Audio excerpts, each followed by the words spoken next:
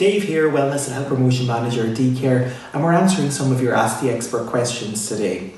So one that popped in is quite a common one, and we get a huge amount of questions on whitening.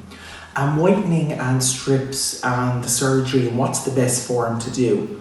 Well, just to give you a little bit of a background, the EU directive and the EU law changed probably about 2 years ago now, that you can only use 5% hydrogen peroxide in a surgery, in a dental surgery, and 1% peroxide is normally sold in over-the-counter products in pharmacies, chemists, different retail outlets.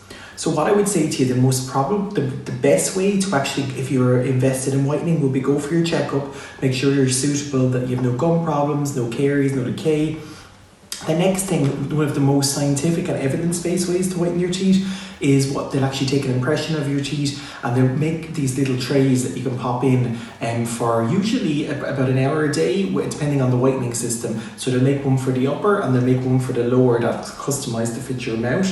And generally you would get a whitening solution that can be carbonate peroxide, and some of these volumes can be higher, you'll see 16, 17. It normally contains a percentage of hydrogen peroxide, or generally they're just full hydrogen peroxide. And again, the max with the EU law is 5%.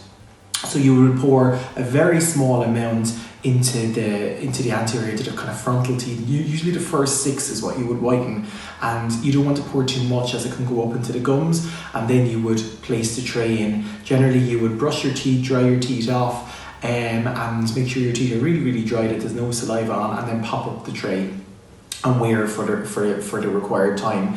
Usually it's between 5 and 7 days, and then that can be repeated kind of annually, or your dentist will discuss, the shades, and you make sure you're using an electric toothbrush, you're going for your cleanings, your scales, polishes, and also kind of you're limiting things like your teas, coffees, red wines throughout that time as well.